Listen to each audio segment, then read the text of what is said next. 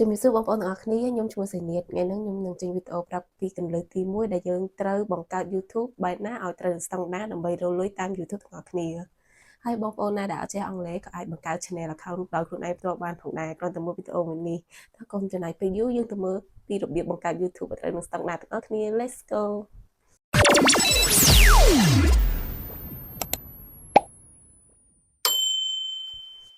មុននឹងចូលទៅកម្មវិធីបង្កើតសូមបងប្អូនទាំងអស់គ្នា download app 5មុខនេះទុកក្នុងទូរស័ព្ទជាមុនសិន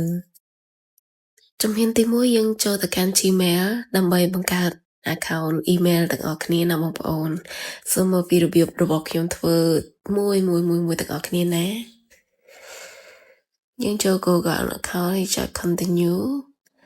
បន្ទាប់មកយើងចុច create account បង្កើត account ហ្នឹងអ្នកទាំងអស់គ្នាសម្រាប់ខ្ញុំយកទី2ហើយយើងចាប់ផ្ដើមបំពេញឈ្មោះតាមនឹងមក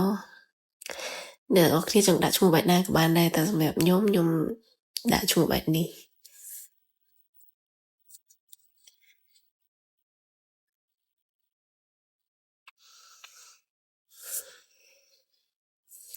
ហើយយើងចាប់ផ្ដើមចុច next ទាំងអស់គ្នាយើងចាប់ផ្ដើម select យកថ្ងៃខែចង់ដាក់ថ្ងៃខែឆ្នាំប៉ុន្មានក៏បានដែរបងប្អូនតែកុំឲ្យដាក់អាយុតិចពេកយើងដាក់អាយុហ៊ានឈិនទៅអ្នកទាំងអស់គ្នាអូខេបន្តមកយើងចុចយកភេទប្រុសភេទស្រីភេទដែរអីក៏បានដែរហើយយើងចុច next ទាំងអស់គ្នាហើយបន្ទាប់មកគេចាប់ផ្ដើមឲ្យយើង select យកតែយើងពេញចិត្តឈ្មោះ Gmail មួយណាហើយសម្រាប់ខ្ញុំអត់ពេញចិត្តពីហ្នឹងឯងអញ្ចឹងខ្ញុំចុចត្រេទី3យក create ព្រោះខ្ញុំបង្កើតឈ្មោះ Gmail ខ្លួនឯងឲ្យងាយស្រួលក្នុងការចំណាំអញ្ចឹងបងប្អូនទាំងអស់គ្នាអូខេ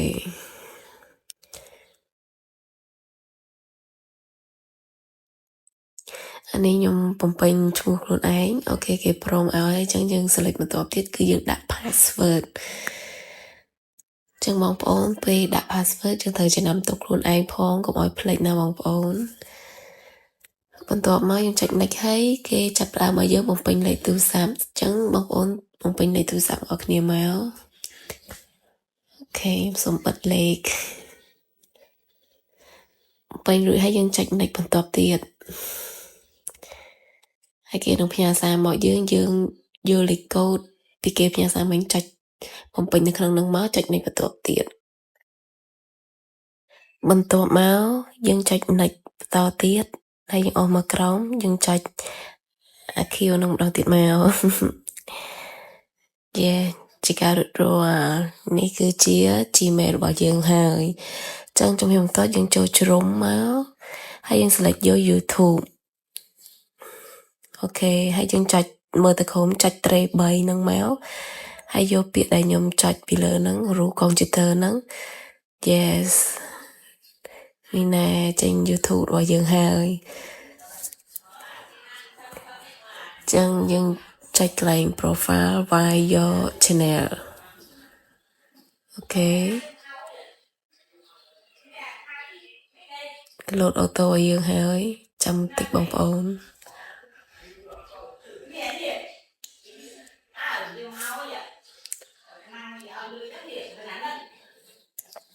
ចេញហើយនេះគឺ channel account របស់យើងអញ្ចឹងយើងចាប់ផ្ដើមចូលបំពេញទាំងអស់គ្នាអញ្ចឹងយើងយកកន្លែងកងចាក់មកហើយយើងនឹងឃើញពាក្យ general យើងមិនបំពេញទេយើងចូលកន្លែង channel យើងចាប់ផ្ដើម select យកប្រទេសអញ្ចឹងយើងដាក់ Cambodia មកហើយបន្ទាប់ទៀតយើង select យកទី3អូខេយើង select យកទី3ហើយយើងក៏បាន save បងប្អូនចាំយើង save សរុបទាំងអស់គ្នាហើយមកដល់កន្លែងចំណុចមួយនេះខ្ញុំសោកស្ដាយមែនតើបងប្អូនខ្ញុំពេលដែលបំពេញលេខទូរស័ព្ទហ្នឹងគឺ record អត់ជាប់ក៏ប៉ុន្តែមិនមែនជាបញ្ហាទេខ្ញុំនឹងដាក់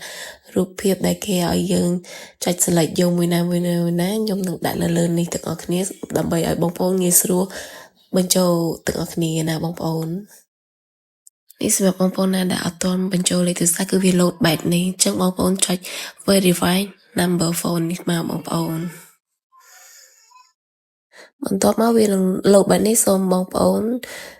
ទី1បងប្អូនស្លេកយក take me ហ្នឹងកន្លែងផ្ញើសារហើយទី2បងប្អូនស្លេកយកប្រទេសកម្ពុជាមកហើយទី3បងប្អូនពេញលេខទូរស័ព្ទបងប្អូនទាំងអស់គ្នាហើយបងប្អូនចុច next មក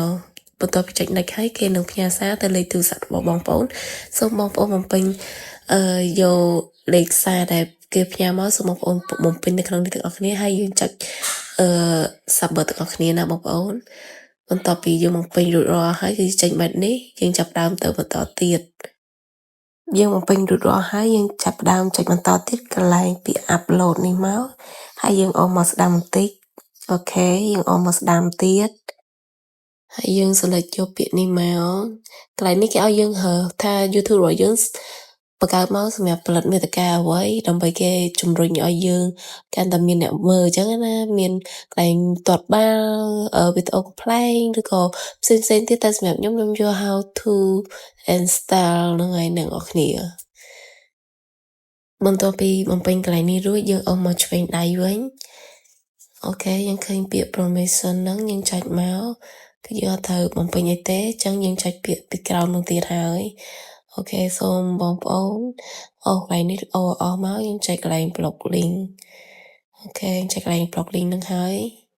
យើងចុចកន្លែងពាក្យ sell មួយទៀតមកបងប្អូនកន្លែងនេះខ្ញុំពេញហើយអស់អញ្ចឹងណាតែខ្ញុំនៅតែផុសប្រាប់បងប្អូនទាំងអស់គ្នាអញ្ចឹងតែអត់ទៅបាន 100%ទេអញ្ចឹងបងប្អូនចូលកន្លែង YouTube មកយើងចូលកន្លែងពាក្យ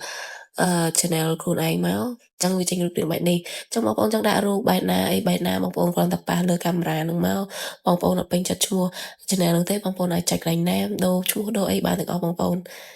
ហើយខ្ញុំប្រាប់បងប្អូនបានតែប៉ុណ្្នេះសិនខ្ញុំនឹងចេញវីដេអូទី2ប្រាប់គន្លឹះទី2សម្រាប់ការបង្រៀនបង្ហោះវីដេអូកាត់តវីដេអូមិនអីមិនសម្រាប់ឲ្យយើងងាយស្រួលផុសនៅក្នុង YouTube ហើយនឹងប្រាប់ពីគន្លឹះទី3ទី4ឲ្យបងប្អូនដឹងថាត្រូវផុសម៉ោងណាអីបែបណាដើម្បីមានអ្នកចូលមើលកាន់តែច្រើនអញ្ចឹងពេលរៀនទី1មានតែប៉ុណ្្នឹងទេសូមអរគុណបងប្អូនទាំងអស់គ្នាដែលចំណាយពេលមើលវីដេអូមួយនេះអរគុណច្រើនណាស់បងប្អូនហើយបើចូលចិត្តវីដេអូមួយនេះកុំភ្លេចជួយ Subscribe Channel account YouTube របស់ខ្ញុំម្នាក់មួយផងណាបងប្អូនអរគុណ